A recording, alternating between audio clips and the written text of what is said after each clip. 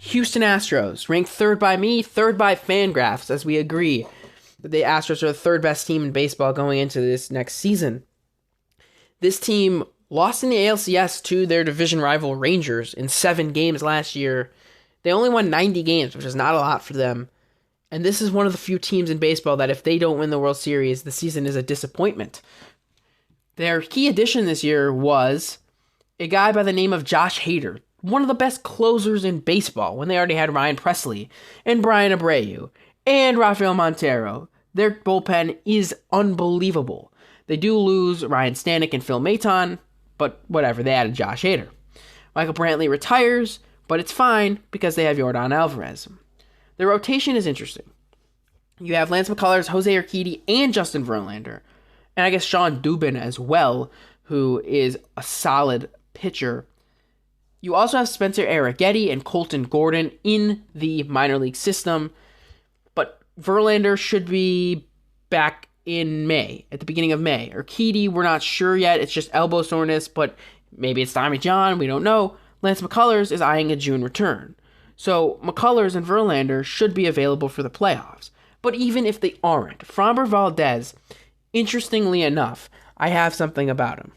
Last year, Framber Valdez was a little bit inconsistent. He gave up a lot of hard hits, and it's really interesting because if you look at the movement profile of his sinker, it dropped on average 4 inches less vertically, and horizontally, it moved about 1 inch more.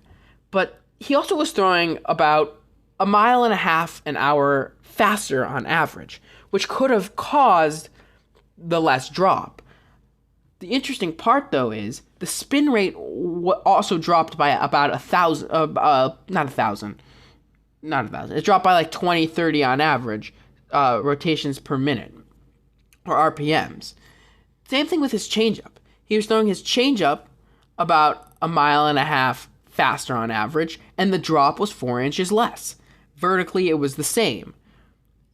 It's interesting to see what his pitches were doing last year in comparison to the year before. The curveball was also being thrown about 1 mile an hour faster, and it was dropping about 3 inches less vertically and was moving 3 inches less horizontally. His curveball went from an elite curveball to barely above average. So he also completely cut out the four-seamer, which he didn't throw that often anyways. It's interesting to see what his pitching was like. Also, I think I gotta find his extension as well. It's just interesting to see that I don't know that he really did anything in particular to get worse. It's just he was throwing harder, which caused a little bit less drop in his pitches, which may have caused him to pitch differently, whatever it may be. Christian Javier, disappointed last year, 4.56 ERA, I believe. He got that rising fastball that everybody loves, but his velocity dropped. And the hope is that you saw the spring training, he gained his velocity back. I think he's going to be back. Hunter Brown, I think, is going to surprise some people. I think he will put everything all together this year for a full season and be a playoff caliber pitcher. And then you got Ronel Blanco and JP Francis, a 4.5 to open the season. JP France was solid last year, and I think he's going to be solid again this year for the time he's given. Ronel Blanco will be fine. The main thing is, you're kind of just holding off till June when you get Lance McCullers back, or May, whenever Justin Verlander comes back. Jose Urquidy, you're hoping that elbow soreness is just elbow soreness, and he'll be fine in a week, and he'll be okay for opening day or okay for early in the season. Not to mention, your bullpen is insane over in Houston. Josh Hader, Ryan Presley, Brian Abreu, all three of those guys are elite. Rafael Montero, you're hoping that he comes back, gets back to where he was. Your pitching staff's incredible. Even with the injuries, you're expecting these guys to come back eventually. Then let's talk about the catcher, Yainer Diaz, and the backup, Victor Caratini. Yainer Diaz, I think, can disappoint a little bit. He rarely walks, a 2.9% walk rate, and a high chase rate of 44%. He's got a similar swing profile to, like, Harold Ramirez of the Rays, or Oscar Gonzalez of the now Yankees. He was very good in a short time. Defensively, he's good. I think given a full season, he will be a solid hitter and a solid defender over at catcher with Victor Caratini backing him up. First base, Jose Abreu, he was not that good last year. I'm pretty sure his OPS was in the sixes, and he just wasn't quite the hitter he's been in the past. A 680 OPS a year ago, 87 OPS plus. He had never had an OPS plus below 117 before last year. I think this is more the hitter he is now, based on his Baseball Savant page. I just don't think he's that good, and I think they're going to have to potentially look for a replacement or maybe teach Yordan Alvarez that first base position, although it's not that easy. Jose Altuve at second base, I think we're going to see a big decline from him. A 393 WOBA, 331 xWOBA, 522 slugging percentage, a 419 expected slugging percentage, 348 BABIP, a 245 expected batting average, but a 311 batting average.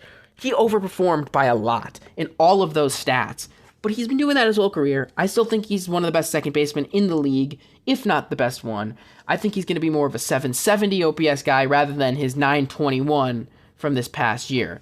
I think he's going to be 915 from this past year, not 921.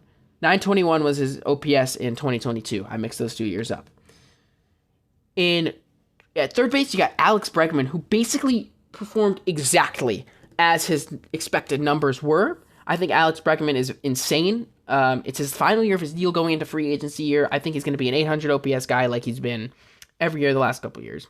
And at shortstop, you got Jeremy Pena, who I think is going to disappoint people just because, man, he had that amazing playoff run in 2022. That's just not who he is. He's a 700 OPS guy with elite speed and amazing defense. It's that simple. He's not an elite shortstop. He's a good shortstop. And that's just what you're going to have to live with Jeremy Pena. In left field, the expectation is to see Chas McCormick out there, I guess, as you got Corey Julks, Mauricio Dubon. You have Joey Loper Fido, an outfielder for the in the minors. But you're expecting to see Chas McCormick. I think he could disappoint some people as he was really good in a small sample size, 842 OPS, but it was a really small sample size. I think in a full season, it's going to be a 715 to 760 range, which is going to be fine. I think he's not going to be in every game. I think Yordan will have some games in left, giving John Singleton or Dubon or Corey Julks turns in the lineup, giving Altuve an opportunity to DH, giving other guys opportunities to DH. With Jake Myers expected to be the everyday starting center fielder, you'll see some games where Chas is there, but Jake Myers is expected to be there, and I don't think he's necessarily that amazing. And then in right field, you got Kyle Tucker, who last year I said was going to be an MVP candidate, and I would say he's going to do it again. Kyle Tucker is a very good outfielder, and he's in a contract year, I think. Is he a free agent at the end of the year? No, he's got 2 years left until he's a free agent. Kyle Tucker is very good. I just think that it's going to be a little difficult to resign him, and I think he's going to be very good. Yordan Alvarez could be an MVP candidate if he wasn't a primarily DH player. The only reason he's able to play left is because of the Crawford boxes in left field. He's got no movement ability out there in left. I'm hoping or assuming one day when Jose Abreu is not good enough to be the first baseman, which I think it was a 3-year deal. I think they're going to try to move off of him after this year. Maybe they're going to try to teach Yordan that first base position just to open up DH. Overall, I think the Astros win 98 games, which is 8 more than a year ago. This Astros team is one of the best teams in baseball. I could easily see them winning the World Series. I don't see a world where they miss the playoffs. I could see a world where they don't win the division because the division is so competitive. I have them winning 98. My over-under that I personally set was 97. Vegas has 92.5, and I would hit the over on 92.5 for the Astros every time.